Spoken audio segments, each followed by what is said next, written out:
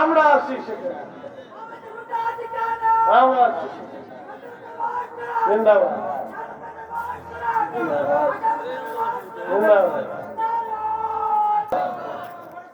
আমি চিন্তা করি মাঝে মধ্যে পাগল মরে গেলে তকবীর দেবো খেলায়,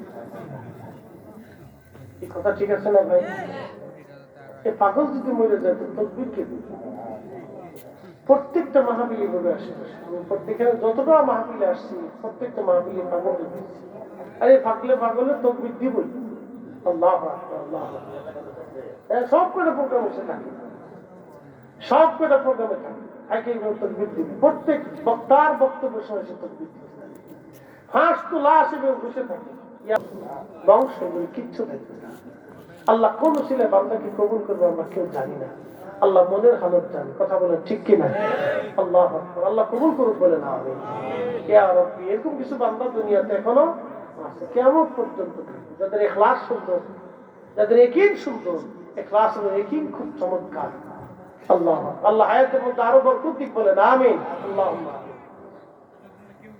প্রিয় উপস্থিতি আমার, এই জন্য আল্লাহর সাথে শয়তানের চ্যালেঞ্জ, শয়তানের সাথে আল্লাহ চ্যালেঞ্জ দিয়ে বসলে শয়তান তুই যত গুনাহ করিস আমার বান্দা মাফ করে দিবে। এই জন্য আল্লাহ লা তাকনাতু মির রাহমাতিল্লাহ, বান্দারে আমার রহমত থেকে নিরাশ হইস না। তাহলে এখন রহমত পাইতে হলে রহমতের জায়গায় যেতে হবে, কি কথা কন না ঠিক কিনা? আচ্ছা বাথরুমে বসে বসে যদি হাত তুলে দোয়া করেন হইতো নি?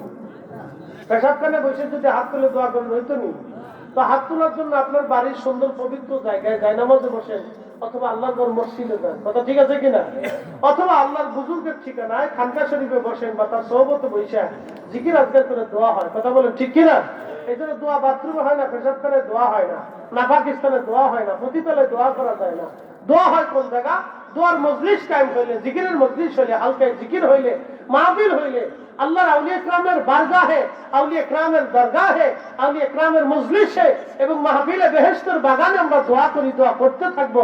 আল্লাহ কবুল করুক, সকলে বলে না দোয়া চালাবেন, দোয়া চলবে। এটা আল্লাহর বুজুর্গের বান্দার কাছে রওনা করছিল তওবা করার জন্য। তওবা না করলে আল্লাহ কি করছে? ইচ্ছার কারণে বুজুর্গের বাড়ির দিকে রওনা করার জন্য আল্লাহ দয়া করিয়া তার 100 খুন মাফ করছে। একসাথে বলবেন আল্লাহু আকবার, জোরে বলুন 600 খুন।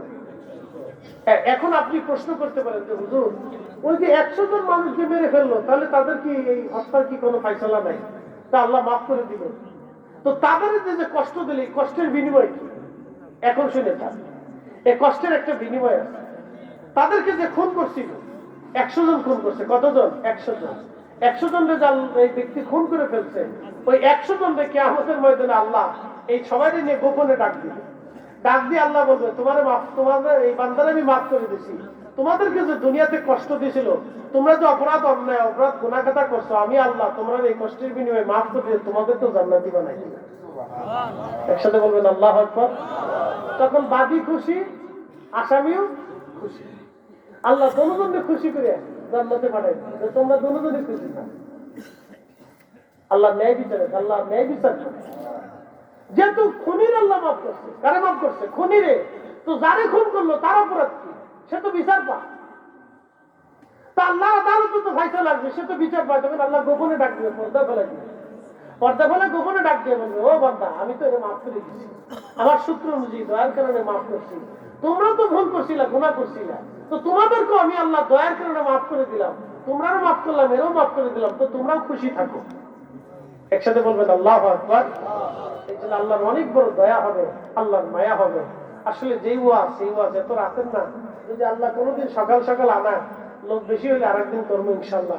রোমের মধ্যে জীবের মধ্যে ওয়াজ হয় না, ওয়াজ হয় স্নায়ু মস্তিষ্ক সওয়াল থাকলে তখন এসকের আলোচনা আস্তে আস্তে আলোচনাটা হয়। আল্লাহ কবুল করুক, সকলে বলেন আমিন। প্রিয় উপস্থিতি আমার, এই খালেদা দরবার শরীফে আজকে বৃষ্টিতে, যদিও আল্লাহ আমাদেরকে বৃষ্টি দিয়ে পরীক্ষা করছেন, এটা আল্লাহর পরীক্ষা। আল্লাহর উপর আমরা সন্তুষ্ট, আল্লাহর উপর আমরা খুশি, আল্লাহ যেন আমাদের মাফ করে দেয়, আল্লাহ যেন আমাদের এই পরিশ্রমকে মেহনতকে আল্লাহ কবুল করে নেয়, সকলে বলে না আমিন। আল্লাহ